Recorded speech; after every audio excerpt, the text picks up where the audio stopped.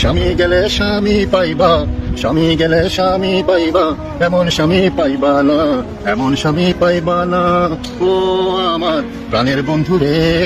আপনি কি আপনার বোনকে কোনো গরিব বৃদ্ধের সাথে বিয়ে দিবেন বা এমন কোনো ছেলের সাথে বিয়ে দিবেন যে বেকার? এখানে ভালোবাসাটা ম্যাটার করে, কিন্তু আমার ভরণ পোষণ করতে হবে।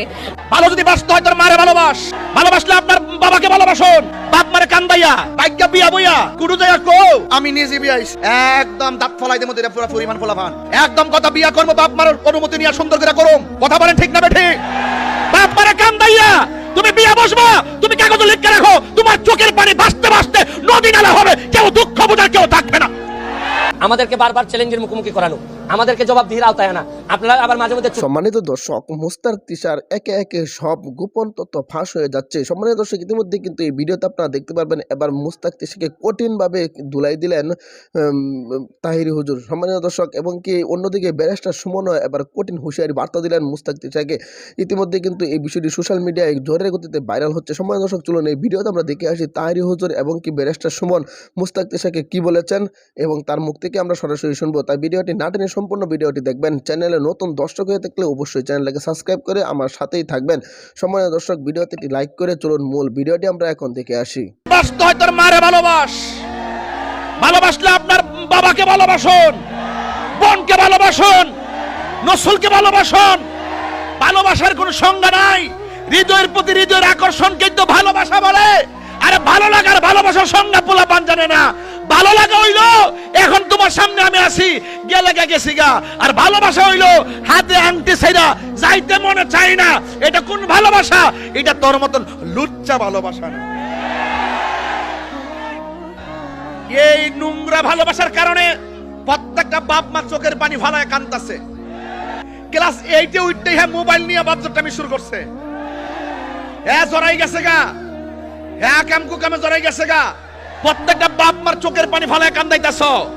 বাপ মারে কান্দাইয়া ভাগ্যা বিয়া বইয়া কুড়ু যাইয়া কো আমি নিজে বিয়া আইছি, আমি নিজে আইছি, আমি নিজে পছন্দ করে আইছি, আমি বাপ মা ছাইরা দিমু, এরপরও আমি মানিকের সাথে তাম না। একদম দাঁত ফলাই দেবো এটা পুরো পরিমাণ ফলাফান একদম কথা বিয়া করবো বাপ মার অনুমতি নিয়ে সুন্দর করে করুম। কথা বলেন ঠিক না বেঠি? বাপ মারে কান্দাইয়া তুমি বিয়া বসবা, তুমি কাগজ লিখে রাখো, তোমার চোখের পানি ভাসতে ভাসতে নদী নালা হবে, কেউ দুঃখ বোঝার কেউ থাকবে না। এই ফলাফান মন থাকবো নি? একজন মেয়ে আপনার 60 বছরের বৃদ্ধ লোককে বিবাহ করছে, সেক্ষেত্রে আমারও এখন টার্গেট, আমি একজন সুগার মাম্মি খুঁজবো। সুগার মাম্মি খুঁজে নিজের লাইফটা সুন্দরভাবে লিড করবো। তিশা মেয়েটা দেখেন এখন যে অবস্থায় আছে, কার মধ্যে কি আছে এটা তো বলা যায় না। ওকে দিয়ে দেশ পরিচালনাও সম্ভব হতো। একজন ফিমেল কিন্তু সুন্দরভাবে দেশ পরিচালনা করতেছে এবং ভবিষ্যতে করবে। এই তিশা কি এখন আপনার মনে হয় ও আর ওর এডুকেশনের দিক ফোকাস করবে? এই তিশা কি আপনার মনে হয় ও আর ওর ব্যক্তি জীবনে আর আগের মতো ফিরবে? ওর মাথায় এখন শুধু চলবে পয়সা দাফাঙ্গা, পয়সা মাফাঙ্গা, এটা চলবে। এখন আপনার এই যে মেয়েগুলা, এদের ব্রেনে শুধু চলতেছে এই একটা জিনিস দেখলে ফ্লো বাই ফ্লো এটা হতে থাকবে। আপনার তিশা যেটা করছে, ওকে দেখে আরো 10-15 জন এটা করা ট্রাই করবে। না আমি পড়ালেখা করে কি করবো, আমি ভবিষ্যতে কি করবো, আমি একটা সুগার ড্যাডি খুঁজে নেবো, আমার জীবন বিন্দাস, 10-15 বছর সংসার করবো, আমার জীবন বিন্দাস, আমি সুগার ড্যাডির টাকায় বুম বুম ঘুরে বেড়াইলাম। এটা তো ভাই আসলে সমাজের উপর ইফেক্ট ফেলতেছে। যে মেয়েটা পড়ালেখা করতো, নিজের পায়ে স্বাবলম্বী হইতো, সেই মেয়েদের মাথায় এখন টেন্ডেন্সি চলতেছে আমি সুগার ড্যাডি খুঁজবো, আমি সুগার ড্যাডি খুঁজবো। এখন সুগার ড্যাডির ডেফিনেশন যদি দিতে যাই, সুগার ড্যাডি বলতে মেয়েরা কি চাচ্ছে? মেয়েরা চাচ্ছে একজন ধনাঢ্য বৃদ্ধ লোক যার আয়ু অর্ধেক যায়, স্বাভাবিক এজ হচ্ছে মানুষের 65 বছর, অর্ধেক যায় আর 5 বছর বাঁচবে। 5 বছর পরে স্বাভাবিক দেশের আইন অনুযায়ী স্ত্রী তার স্বামীর সম্পদের ভাগ পাবে, সেই সম্পদ দিয়ে তার জীবন লিড করবে এবং ভবিষ্যতে তার শখের মানুষকে তার নিজের করে নেবে। এটা হচ্ছে বর্তমানে এই টেন্ডেন্সিটা মানুষ মেয়েদের মাথায় চলতেছে। স্বামী গেলে স্বামী পাইবা, স্বামী গেলে স্বামী পাইবা, এমন স্বামী পাইবা না, এমন স্বামী পাইবা না। ও আমার প্রাণের বন্ধু রে, ও আমার প্রাণের বন্ধু রে। স্বামী গেলে স্বামী পাইবা, এমন স্বামী পাইবা না। কানতে কানতে দিন যে যাইব, আপন কেউ পাশে থাকবে না, থাকবে না।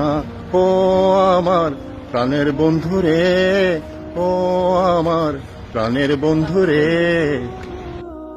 যেমন ঘৃণা ভরে কোনো ছেলের নাম রাখে না মির্জাফর, ঠিক তেমনই ভাবে আগস্ট কুখ্যাত খন্দকার মোস্তাক আহমেদ কর্তৃক হাজার বছরের শ্রেষ্ঠ বাঙালি জাতির জনক বঙ্গবন্ধু শেখ মুজিবুর রহমানকে সপরিবারে জন্য কোনো বাবা মা ঘৃণা ভরে কোনো ছেলের নাম রাখবে না খন্দকার মুস্তাক আহমেদ। আজকের এই আজকের এই খন্দকার মোস্তাক আহমেদ সেই 75-এর খন্দকার মোস্তাক আহমেদের এই দোষর আমরা মনে করি। উনি 75-এর 15ই আগস্ট বঙ্গবন্ধুকে সারা গোটা জাতিকে এতিম বানিয়েছিলেন।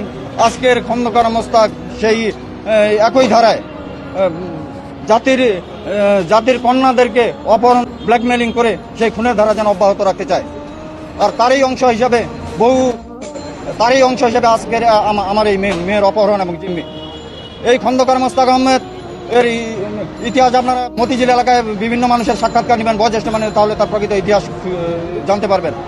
উনি পায়ের নখ থেকে মাথার চুল পর্যন্ত তার মিথ্যায় ভরা, ব্ল্যাকমেলিংয়ে ভরা এমন কোনো কুকর্ম নাই তার দ্বারা সংগঠিত হয় নাই।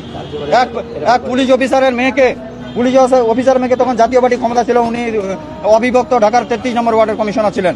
তখন সেই পুলিশ অফিসারের মেয়েকে উনি অপহরণ করে নিয়ে যায়। 7 দিন ধরে পাশবিক নির্যাতন চালানোর পরে পুলিশ অফিসারের মেয়েকে ফেরত দেয়। কিন্তু তখন সেই পুলিশ অফিসার সরকার, সে যেহেতু জাতীয় পার্টির কমিশনার ছিলেন, উনি আইনে বা কোথাও হয়তো তেমন সুবিধা করতে পারবেন না বিধায় উনি অশ্রুসিক্ত অবস্থায় তার কন্যাকে ফেরত নিয়েছেন। এটি আজকের আমার মেয়ের যে ঘটনা, এটি কোনো বিচ্ছিন্ন ঘটনা, এটি ধারাবাহিক কুকর্মের একটি অংশ মাত্র। আজকে সে যে মিথ্যাচার করতেছে, তার যে আমি যে বরাবরই বলে থাকি যে মিথ্যার ফ্যাক্টরি, তার নমুনা আপনারা দেখতে পেয়েছেন তার দ্বিতীয় স্ত্রী রোজির বক্তব্যের মাধ্যমে। তিনি বরাবরই সবাইকে বলে আসেন তার প্রথম বউ মারা গেছে, দ্বিতীয় বউকে ডিভোর্স দিয়েছে, তার কোনো ছেলে সন্তান নাই। কিন্তু রোজির বক্তব্যে কি ফুটে উঠেছে? খন্দকার মোস্তাক আহমেদ তার হাজব্যান্ড, তার একজন ছেলে আছে রাজমিক। সুতরাং এবং আরও একটি কথা আপনাদেরকে আমি বলেছিলাম যে সে সকালে ডিভোর্স দেয়, বিকালে ডিভোর্স পেপার ছিঁড়ে ফেলে, বা এ যাবত 17বার ডিভোর্স হয়েছে রোজির সাথে। ডিভোর্সটা তার কাছে যেন একটা ছেলে খেলা। একটা ডিভোর্স হয়ে গেলে বা ডিভোর্সে সাইন করার পরে ছিঁড়ে ফেললে সেটা তো আইনগত ভিত্তি পায় না, কিন্তু শরীয়তসম্মতভাবে কিন্তু ডিভোর্স হয়ে যায়, ডিভোর্স কার্যকর হয়ে যায়। সুতরাং সে তার মধ্যে কোনো সংসদ ভবনে ঢুকলাম, এর আগে হচ্ছে গিয়ে গেস্ট হিসাবে একদিন ঢুকছিলাম। দুইটাই আমার মনে হয়েছে যে সংসদ ভবনে এত মানুষের দরকার নাই। 300 জন সংসদ সদস্যের জন্য যেসব মানুষ দেখলাম তাতে আরো কমাইলেও হয়। আর একটু এত মানুষের দরকার আমার পার্সোনালি মনে হয়েছে দরকার নাই। এখানে তো এত সময় কাটানোর কিছু নাই, আইন বানাইতে হবে আর এলাকায় গিয়ে কাজ করতে হবে। আর স্বতন্ত্র প্রার্থী হিসাবে একটা আইডি কার্ড পাইছি, 2 লক্ষ ভোট দেওয়ার মাধ্যমে একটা আইডি কার্ড পাইছি। এই আইডি কার্ড আর যে শপথ আজকে নিছি আমরা, এর চেয়ে বড় শপথ তো আমরা জন্মগতভাবেই বলা হয়েছে যে ব্যক্তির স্বার্থ যেন আমরা। সম্মানিত দর্শক, আশা করি সকলে পুরো ভিডিওটি দেখলেন। এই ভিডিও সম্বন্ধে অবশ্যই আপনাদের মূল্যবান মতামত কমেন্টে জানাবেন। সম্মানিত দর্শক, ইতিমধ্যে কিন্তু আপনারা ভিডিওর মাধ্যমে দেখলেন তাহিরি হুজুর এবং ব্যারিস্টার সুমন মুস্তাক তিশাকে কঠিন ধুলাই দিয়েছেন। সম্মানিত দর্শক, এই বিষয়ে কিন্তু খুব তোলপাড় সৃষ্টি হচ্ছে সোশ্যাল মিডিয়ায়। সম্মানিত দর্শক, এই ভিডিও সম্পর্কে অবশ্যই আপনাদের মূল্যবান মতামত কমেন্টে জানাবেন। এরকম প্রতিনিয়ত আপডেট নিউজগুলো সবার আগে পেতে অবশ্যই চ্যানেলটাকে সাবস্ক্রাইব করে পাশে থাকা বেল বাটনটি অন করে রাখবেন পরবর্তী আপডেট পাওয়ার জন্য। ভিডিওটা এখানে শেষ করলাম, দেখা হচ্ছে পরবর্তী নতুন কোনো এক ভিডিওতে। সেই পর্যন্ত ভালো থাকবেন, সুস্থ থাকবেন। আসসালামু আলাইকুম।